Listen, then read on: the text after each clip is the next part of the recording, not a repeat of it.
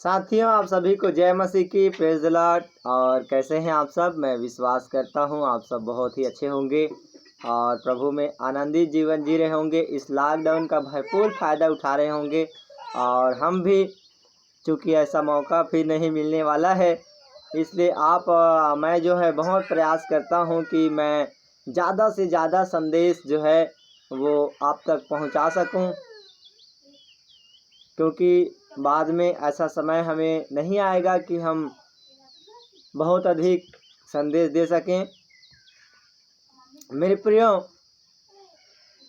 अभी मैं संदेश से पहले मैं मन में प्रार्थना कर रहा था कि प्रभु जी आप मेरी अगुवाई करें कि आज मुझे कौन सा संदेश देना है।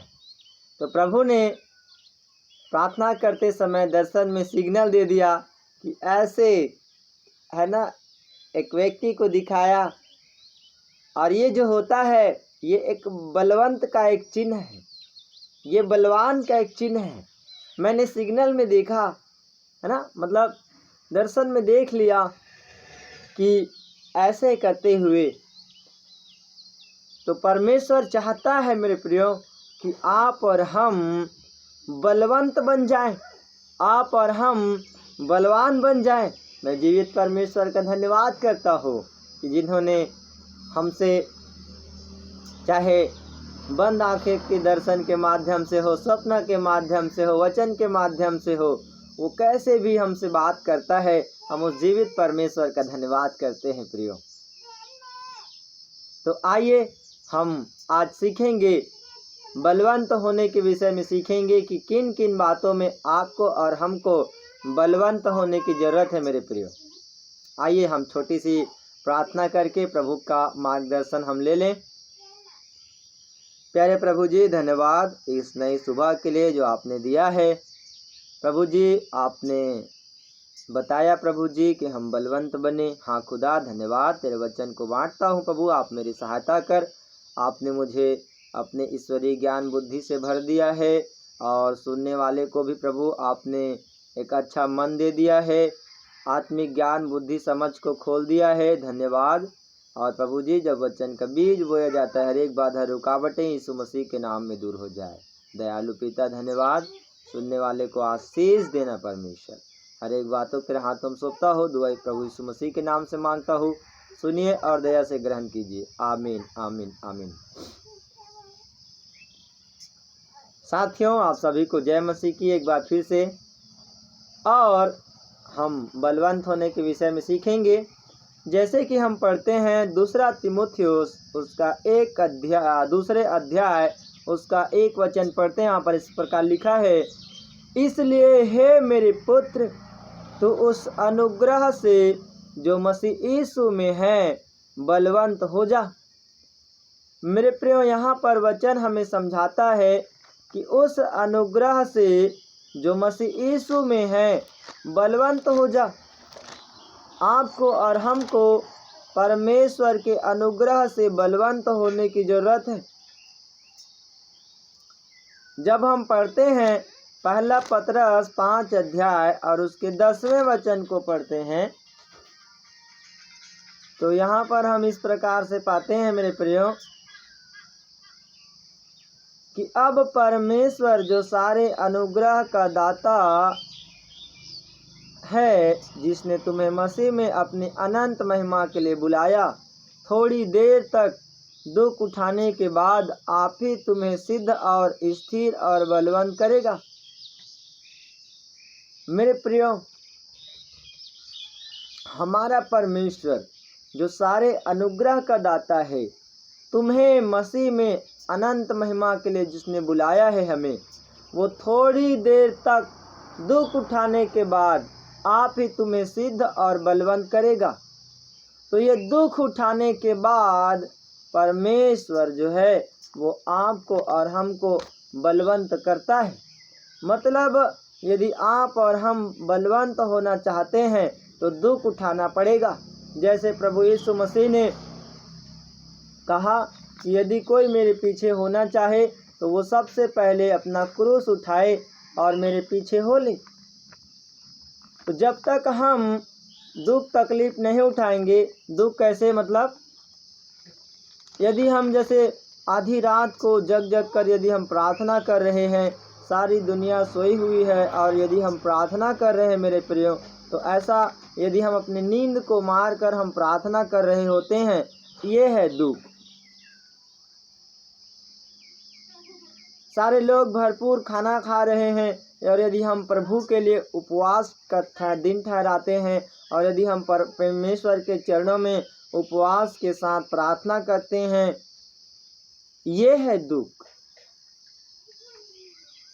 दुख का बहुत बड़ा शब्दार्थ है, उसकी व्याख्या कर पाना मुश्किल है। कई सारे परिस्थिति में हमें दुख तकलीफ झेलना पड़ता है। कई सारे लोगों के घर में कई सारे विश्वास करने वाले नहीं होते कुछ लोग, तो उनको बार बार ताड़ना दिया जाता है। ये भी एक दुख सहना होता है मेरे प्रियो। आपको और हमको भी परमेश्वर, जब आप और यदि दुख सह रहे हैं, तकलीफ सह रहे हैं, परमेश्वर का वचन कह रहा है कि वो थोड़ी देर बाद दुख सहने के बाद तुम्हें बलवंत और स्थिर करेगा। जब हम पढ़ते हैं लूका रचित सुसमाचार उसके 11वें अध्याय उसके 21वें वचन को पढ़ते हैं, यहाँ पर लिखा है, जब बलवंत मनुष्य हथियार बांधे हुए अपने घर की रखवाली करता है तो उसकी संपत्ति बची रहती है। मेरे प्रियो, एक बलवंत व्यक्ति जब हथियार बांधे हुए अपने घर की रखवाली करता है तब उसकी जो संपत्ति है वो बचा रहता है। और यदि वो बलवंत नहीं हुआ तो चोर आएगा और उसको बांधेगा और उनके सारे संपत्ति को लूट लेगा। क्योंकि आप और हम जानते हैं मेरे प्रियो कि परमेश्वर ने हमें बहुत सारे स्वर्गीय धन और संपत्ति से नवाजा है। हम वचन में पढ़ते हैं ना, भजन संहिता 2:8, मुझसे मांग, मैं जाति जाति के लोगों को तेरी निज संपत्ति होने के लिए और दूर दूर के देशों को तेरी निज भूमि बनने के लिए दे दूंगा। और परमेश्वर ने बहुत सारा दान वरदान से भरकर हमें स्वर्गीय संपत्ति से नवाजा है, हमें दिया है। उन संपत्ति की यदि हमें रखवाली करना होगा तो आपको और हमको बलवंत बनने की जरूरत है।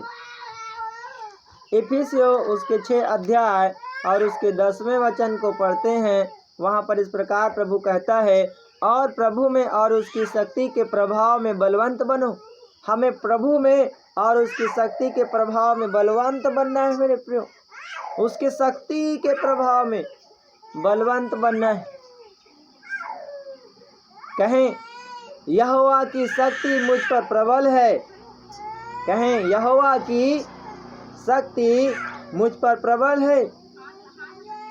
मेरे प्रियो, आपको और हमको परमेश्वर प्रभु में और उसकी शक्ति के प्रभाव में बलवंत बनना है। और वहाँ वचन कहता है कि परमेश्वर के सारे हथियार बांध लो कि तुम शैतान की युक्तियों के सामने खड़े रह सको। जब तक आप और हम बलवंत नहीं बनेंगे, यदि ढीले रह गए है ना, तो दुष्ट जल्दी हम पर वार करेगा और हम जल्दी युद्ध में हार जाएंगे। क्योंकि हम जानते हैं कि आप और हम एक ऐसे आत्मिक युद्ध में हैं जो लहू और मांस से नहीं वरन प्रधानों से, अधिकारियों से और इस संसार के अंधकार के हाकिमों से और दुष्टता की उस आत्मिक सेनाओं से है जो आकाश में रहते हैं। तो आपको और हमको बलवंत बनना पड़ेगा, बलवान, ताकतवर, पावरफुल। बहुत अच्छी बात मैं मेरे पास्टर जी से सुना करता था संदेश में। वो कहते थे हमेशा, मोर प्रेयर मोर पावर, मतलब जितनी ज़्यादा प्रार्थना उतनी ज़्यादा सामर्थ। और मेरे जो पास्टर जी हैं बहुत अच्छे से सिखाया करते थे। मेरे प्रियो, हम जितनी ज़्यादा प्रार्थना करेंगे, जितनी ज़्यादा प्रभु के वचन को पढ़ेंगे, आप और हम उतना ज़्यादा बलवंत होंगे। हम यहेजकेल की बुलाहट को जानते हैं। यहेजकेल में वहाँ पर यहेजकेल को दर्शन में आता है ना, एक पुस्तक दिखाया जाता है, कहता है इस पुस्तक को खा ले, पचा ले, अंतड़ियों में पचा ले, तब जाकर इजराइल के घराने से तू बातें कर, क्योंकि वे ढीठ लोग हैं, उनका मन कठोर हो चुका है। तो हम जितना ज़्यादा, देखो मैं एक बात कहना चाहता हूँ, हम जितना ज़्यादा रोटी खाएंगे, जितना ज़्यादा पानी पिएंगे, हष्ट पुष्ट तंदुरुस्त रहेंगे। यदि नहीं खाए तो आज जो छोटा बच्चा है ना, यदि बच्चा अच्छे से खाना ना खाए तो क्या होगा, वो कुपोषित हो जाएगा और वो आगे उसका जीवन लाचार हो जाएगा, वो कुछ काम करने के लायक नहीं होगा। आज कुपोषित बच्चे के जो लाचार हो जाते हैं उनको आप देखते हैं। इसलिए परमेश्वर का वचन कहता है हमें कि तुम नए जन्मे हुए बच्चे के समान, पहला पत्रस 2 अध्याय है ना, तुम नए जन्मे हुए बच्चों के समान आत्मिक दूध की लालसा किया करो। जब हम पहला अध्याय 2:2, मेरे प्रियो, पहला पत्रस 2:2, नए जन्मे हुए बच्चों के समान आत्मिक दूध की लालसा करो। आपको और हमको आत्मिक दूध की लालसा में लगे रहना है। इफिसियों 3:16 में प्रभु इसलिए कहा कि वह अपने महिमा के धन के अनुसार तुम्हें यह दान दे। कौन सा दान दे? कि तुम उसके आत्मा से भीतरी मनुष्यत्व में सामर्थ्य पाकर बलवंत होते जाओ। यहाँ आत्मा से भीतरी मनुष्यत्व में सामर्थ्य पाकर बलवंत होने की बात कह रहा है। मेरे प्रियो, हमें भीतरी मनुष्यत्व में, एक जो मनुष्य बाहरी मनुष्यत्व, भीतरी मनुष्यत्व है ना, जो हमारी आत्मिक दशा है उसमें आपको और हमको बलवंत होना पड़ेगा। हम एक और वचन देखते हैं, पहला कुरंथी उसके 16वें अध्याय, और जब हम उसका 13वें वचन को देखते हैं, वहाँ पर इस प्रकार से लिखा हुआ है, पहला कुरंथी 16:13, जागते रहो, विश्वास में स्थिर रहो, पुरुषार्थ करो, बलवंत हो। देखो, एक ही पद में 4 बातें लिखा हुआ है। जागते रहो, विश्वास में स्थिर रहो, पुरुषार्थ करो और बलवंत हो जाओ। मेरे प्रियो, आपको और हमको प्रभु चाहता है कि आप और हम बलवंत होते जाएं। प्रभु यीशु मसीह जब वो देह में था, वो मनुष्य बनकर जब आया हुआ था, हम लूका उसके 2 अध्याय उसके 40वें पद वचन में पढ़ते हैं कि प्रभु यीशु मसीह जो ऑलरेडी परमेश्वर था, उसको भी जब वो देह में था उसे बलवंत होना पड़ा। लूका उसके 2 अध्याय का 39 और 40वां वचन, जब वे प्रभु की व्यवस्था के अनुसार सब कुछ पूरा कर सके तो गलील में अपने नगर नासरत को फिर चले गए, और बालक बढ़ता और बलवंत होता और बुद्धि से परिपूर्ण होता गया, और परमेश्वर का अनुग्रह उस पर था। तो यहाँ हम देख रहे हैं कि प्रभु यीशु मसीह भी बढ़ता गया, बलवंत होता गया और बुद्धि से परिपूर्ण होता गया।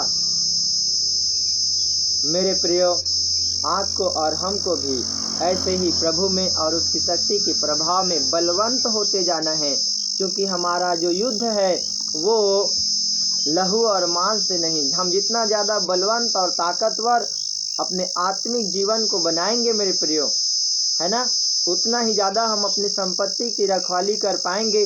अपनी धरोहर, विश्वास रूपी धरोहर जो परमेश्वर ने दिया, उस धरोहर की रखवाली कर पाएंगे।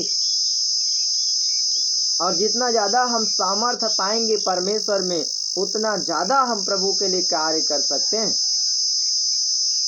मेरे प्रियो, आज के संदेश में प्रभु ने बताया कि आपको और हमको बलवंत होने की ज़रूरत है। हम आत्मिक जीवन में बलवंत हो जाएं, हम उपवास में बलवंत हों, हम प्रार्थना में बलवंत हों, आप और हम परमेश्वर के वचन में बलवंत हो जाएं मेरे प्रियो। और जब आप और हम बलवान हो जाएंगे, उस दुष्ट की क्या मजाल कि वो हमारे पास टिक सके। प्रभु यीशु मसीह ने कहा कि शांति का परमेश्वर शीघ्र ही शैतान को तुम्हारे पांव के नीचे कुचलवा देगा। मेरे प्रियो, परमेश्वर शैतान को हमारे पांव के नीचे कुचलवा देने के लिए वो तैयार है, वरन आपको और हमको मजबूत होना पड़ेगा, स्ट्रांग होना पड़ेगा, ताकि आप और हम उस दुष्ट की सारी युक्ति योजनाओं को निष्फल कर सके और मेरे प्रभु यीशु मसीह ने उसको जो क्रूस पर हरा दिया है, आप और हम भी उस दुष्ट को हरा सकें।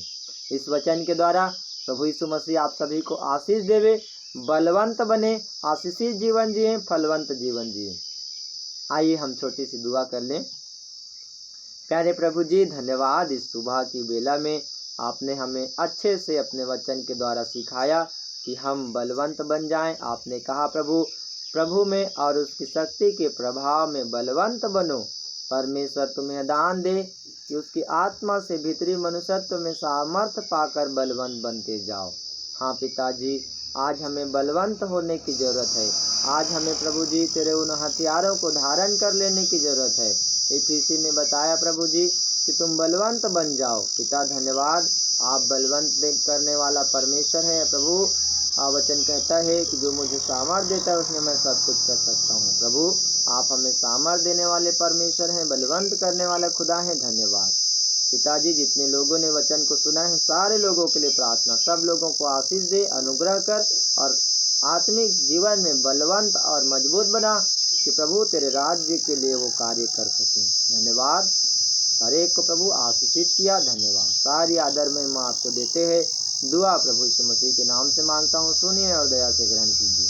आमीन आमीन आमीन। मेरे प्रिय, आप सभी को जय मसीह की। फिर से आपका दिन आशीषमय हो। God bless you.